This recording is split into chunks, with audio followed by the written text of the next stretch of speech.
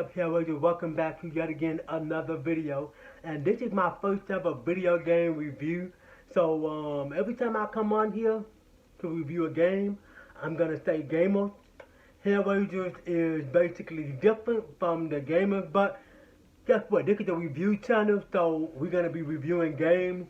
Every once in a while, I might throw a little game in there just for you to enjoy it. That way you can see the type of games that I play, hear my opinion on them, and so on and so forth. And what better way to kick off my first ever video game review with good old Gotham Knights. Man, what is it that I can say about this game that haven't already been said before? Let's review Gotham Knights.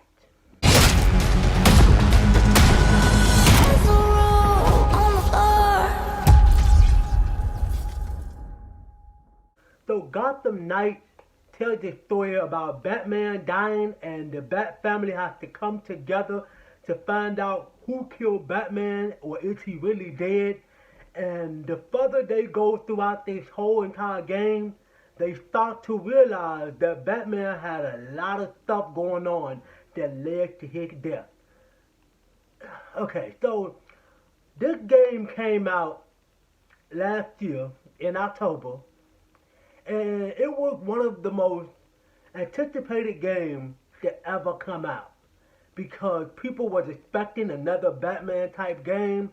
And let's just say that leading up to when this game was coming out, when the company announced that the game was not running at 60 FPS, a lot of people were baffling. A lot of people were pissed. People were canceling their pre-orders. People were getting on Twitter or X, whatever the fuck Twitter is called these days, and so on and so forth. Review video games, it's not going to be my typical review where like pros and cons. Yeah, there are some things I'm going to say that sounds like pros and cons, but I'm just going to bundle them together when I review a video game because I want it to be different, okay? And another thing, video games ain't going to get a grade like the movie. They're going to get a rating system like real video games, so keep that in mind, okay? The first thing I want to talk about in Gotham Knights will have to be the dialogue and the characters. Let's start with the dialogue first. Rocksteady decided that they wanted to kill off Batman. And I think that they made that perfectly clear. Perfect sense, okay? Batman is dead. That's really the whole headline. That's the title. That we know Batman is dead because Batman is not even in the title. We get it. But I think that there is some issue where they keep saying that Batman is dead, Batman is dead, Batman is dead. In the dialogue, our four main characters keep saying that Batman is dead, or if Batman was still alive, this is what he would do. If Batman was here, he'll be proud. If Batman was dead, like, okay, we get it. Batman is dead. Okay, can we just move on from that? Like I said, I don't know what it is, but I feel like they wanted you to know that Batman is dead, so that way you won't be like, okay, so when are we going to see Batman? Because this is supposed to be a Batman game, but Batman's not in the game. I feel like the characters kept saying it. Moving on into the characters, our four main leads, Batgirl, Nightwing, Robin, and Red Hood. I only use two characters, and we'll get more on to that later, but the story feels like a Batgirl story because the first time I used Batgirl, everything felt like it evolved around her. Everything was about her. But yet, there is three other characters that's not her. So when I used Robin, it was the same cutscene about Batgirl. So I'm so confused.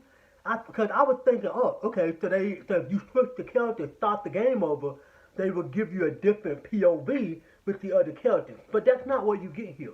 The character is, the whole develop of the game was developed around Batgirl.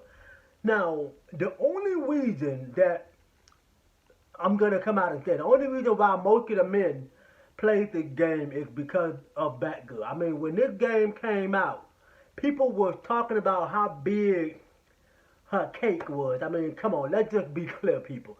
That was really the whole point, right?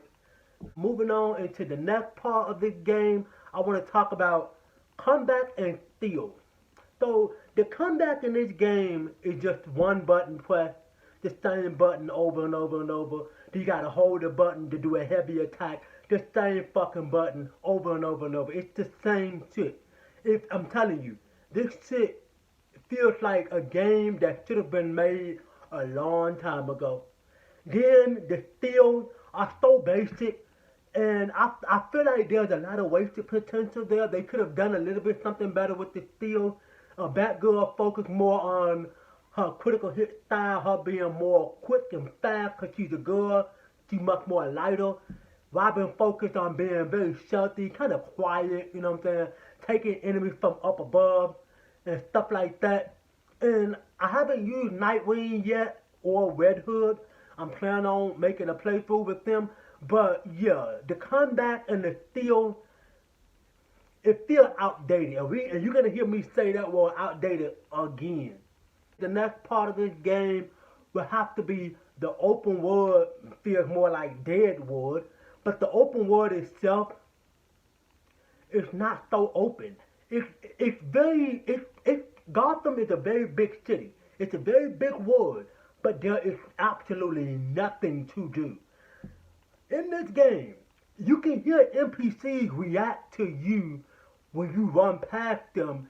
They go, oh my god, is that Batgirl? But you can't say nothing to them. There's so many times where I was running and I would hear NPCs say something. Hey, Batgirl, is that you? But you can't stop. There's no button. You have to press a button to say something. No, you can't take a picture with them like you can do in some of like the Spider-Man games that's on PlayStation. But you can't interact with these people. It's as if like they there, but you can't interact with them. They just like your character just stand there looking. It's so weird. Then the world itself. So there is a bunch of crime going on in Gotham City. That's all it is, just crime. You have to grapple your way through Gotham City just to stop crime. That's it. There's nothing else going on in the world, just a bunch of bad guys stealing shit that don't belong to them. And then another thing about this game feels and looks like an Xbox 360 PS3 game. I'm telling you, I shit you not. This game looks outdated. It looks and feels outdated as fuck. I don't know what the hell they were smoking or what the hell they had. Because to me, it feels like they had one idea and then they just said, no, fuck that. That sounds too complicated. Let's make a very simple game. Let's kill off Batman and just put all these characters in it. There you go. Bam, you got a game. What the hell happened there? The next part I want to talk about is the boss fight. There is a lot of annoying fucking boss fights. I'm going to break down some of these boss fights the best way of my memory. So we got Clayface, Harley Quinn, Mr. Freeze, and then another character, I forgot her name. But the main three characters that we get,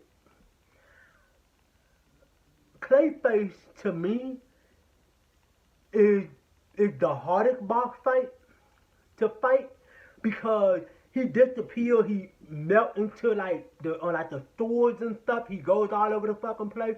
Kind of like, to me, it's kind of annoying considering the fact that I use Batgirl and most of her combat skills is being up close and personal.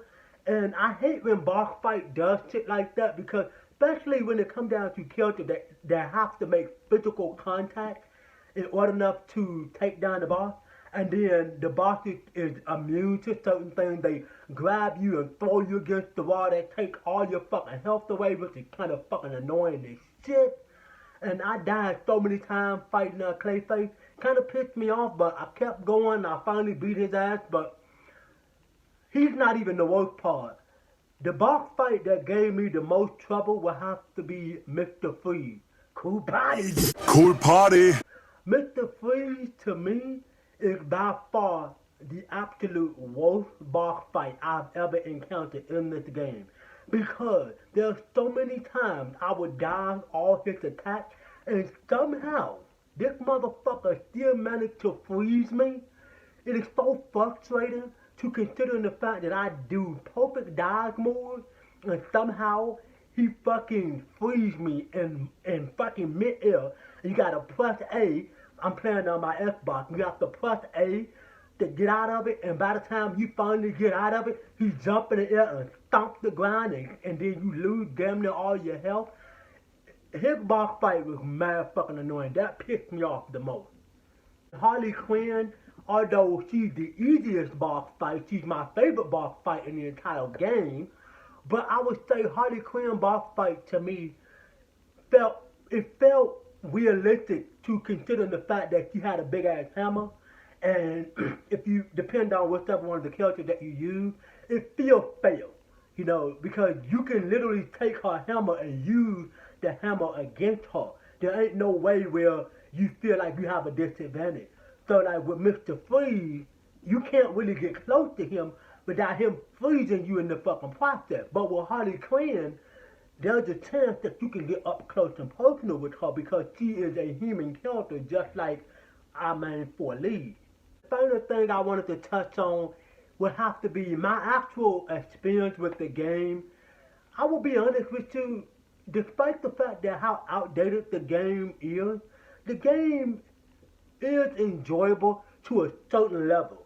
There is a level of the game where you feel like, I want to like this game, I want to champion this game, but this game just feels so fucking bland and so cheap that I'm not sure what the fuck was they thinking when they made this game. Then there's another part of you be like, this game is dumb, I'm gonna stop playing it. I had one friend that I know that I play games with all the time, and he literally uninstalled the game without even telling me. And I'm like, well, damn, okay, I wish you would have told me because I wanted to play the game with him, but I'm not mad with him, okay, because I completely understand why he uninstalled the game. Am I going to uninstall it? Hell no, I didn't pay for it. It's on Game Pass, so thank you, Microsoft. But I am going to buy the game because with Game Pass you get a massive fucking sale. The game is on sale right now for $13. Why the fuck not buy it? But my overall thought is that Gotham Knights is just one of them games that came out and it got criticized when it came out. My rating for the game will have to be a 4 out of 10. I know that's probably bad, but guess what? It's my honest opinion. I'm not going to come on here and lie about the fucking game and say it's a fucking 10 out of 10 when I know deep down inside it's not. But yeah, Gotham Knights, a 4 out of 10.